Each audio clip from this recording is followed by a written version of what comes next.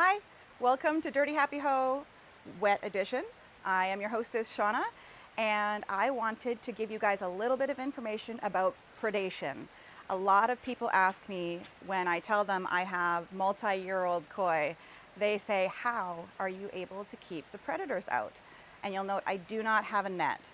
I will say a net is something you should always have on hand because that is the best case scenario for preventing any kind of preventative for predation. Now, I have been very lucky in that I have had success with my deterrents, but I know countless people who have used these same deterrents and it hasn't worked.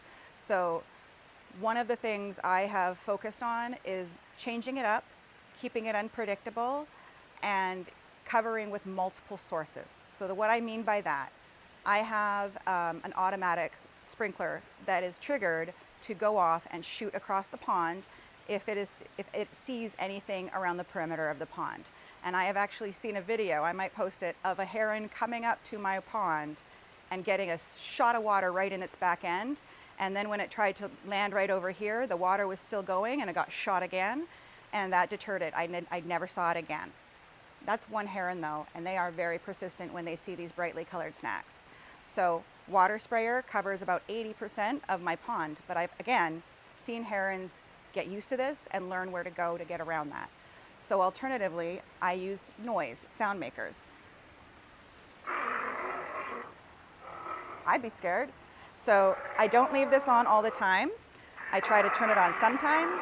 At night, I'll have it up, but during the day, I'll let it be charging because this is solar. So this is one of my sounds that I can change up. And that way, if the herons are around, it gets a startling noise and it goes, oh, there's something here, we're gonna go. The other thing is decoys. The other thing are decoys. And I did immediately get a beautiful heron decoy. And it's lovely, and the heron thinks it's lovely too. And even though heron are territorial and you should have one heron per zone, if you don't move your heron every other day, they'll get used to it and realize that it's not a real heron. And so I've just incorporated my heron into my landscaping. It's pretty, it's not doing a damn thing. I have also used wire, like fishing line, where you can cross it over your pond.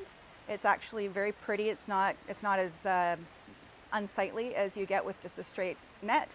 And again, if anything is trying to come from up top, because I also have eagles in this area, trying to give it just a little bit of discourage, like so that you've got like a mesh, like a spider web over the top. Again, that prevents predators.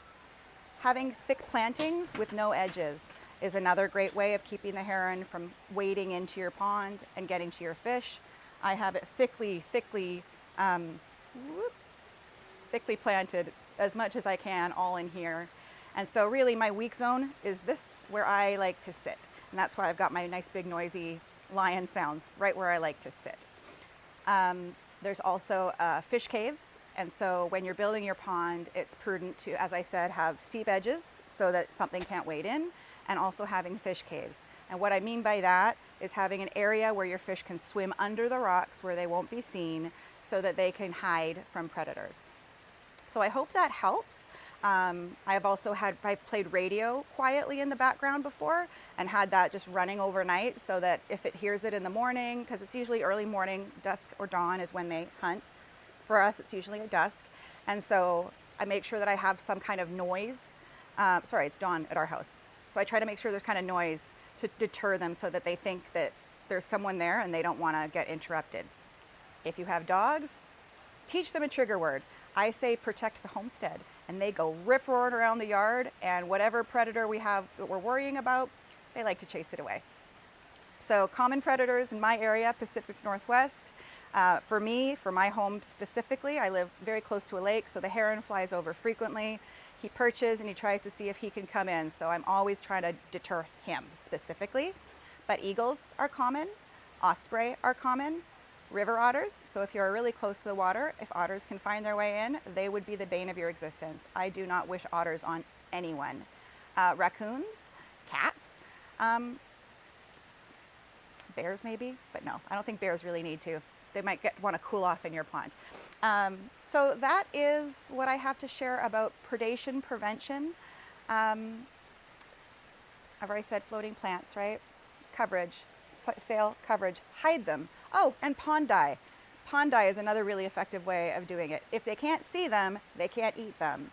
And I know one other thing that I've got all these, sorry, it's all over my head. I'm like, oh, do this, and this.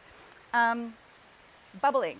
So if you actually have bubblers staged throughout your pond that disrupt the current or the top of the water, it makes it, again, harder for the predators to see. So bubbles, pond plants, sunsail, so like hide it. Again, and then on the perimeter, make sure your edges are protected either with some kind of sprayer, some kind of sound deterrent, and change it up. So that's what I have to say about that. One last thing about herons. They are smart.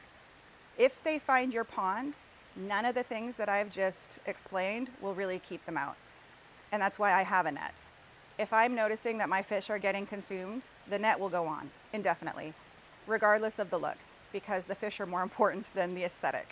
And herons, once they find you, they won't leave. And one special skill that they have that I learned most recently is that they will literally throw up their previous meal into the pond to chum the water so that the fish will come and eat.